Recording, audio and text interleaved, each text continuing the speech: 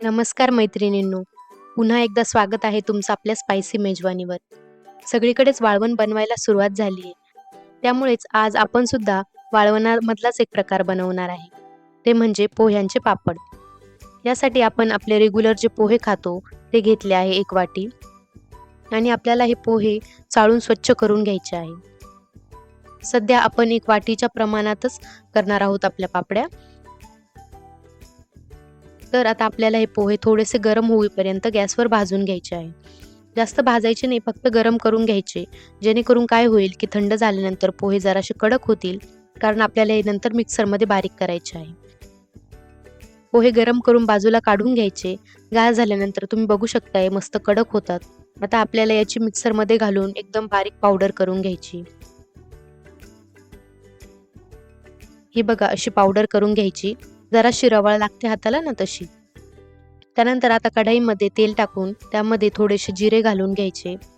त्यानंतर 1 वाटी पोहे आहेत तर त्यामध्ये 4 वाट्या आपण इथे पाणी घालून घेणार आहे आणि 1 चमचा मीठ घालून घ्यायचं. आपल्याला अजून पाणी लागणार आहे, त्यामुळे ते सुद्धा मी गरम करून ठेवलंय. पण इथे सध्या मी 4च वाट्या पाणी घालून घेतलंय, ज्यामुळे काय होतं की हटवायला सोपं जातं. पाण्याला चांगली उकळी येऊ द्यायची आणि मग त्यामध्ये तयार पावडर ॲड करून घ्यायची आणि सगळं व्यवस्थित मिक्स करून घ्यायचं. खूप पटकन घट्ट होतं हे पावडर टाकल्या-टाकल्या, त्यामुळे पटपट फिरवत राहायचं, जेणेकरून गुठळ्या तयार होणार नाहीत आणि सगळ्या गुठळ्या व्यवस्थित फोडून घ्यायच्या. त्यानंतर थोडंसं घट्टसर झालं, की आवश्यकतेनुसार पाणी टाकून घ्यायचं. मी इथे 2 वाट्या अजून पाणी ॲड करून घेतलंय आणि परत सगळं एकदम मिक्स करून घ्यायचं.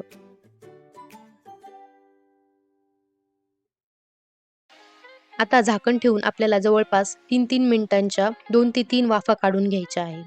मध्ये-मध्ये झाकण काढून व्यवस्थित मिक्स करून घ्यायचं हे सगळं बॅटर. असं आपल्याला हे मीडियम गॅसवर 15 ते 20 मिनिट चांगलं शिजवून घ्यायचं आहे आणि थोडंसं कोमटसर असतानाच आपल्याला याच्या पापड्या घालून घ्यायच्या आहे.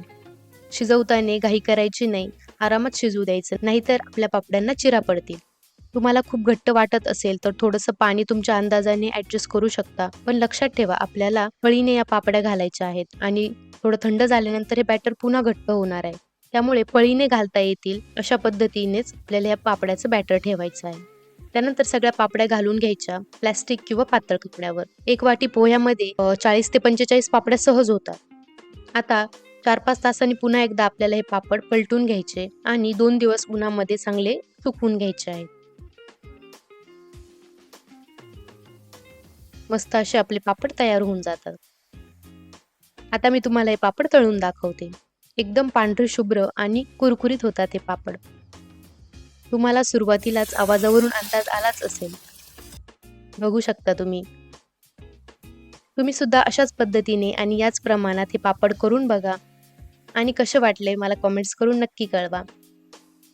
आणि आपल्या चॅनलला सबस्क्राईब करायला तेवढं विसरू नका. धन्यवाद.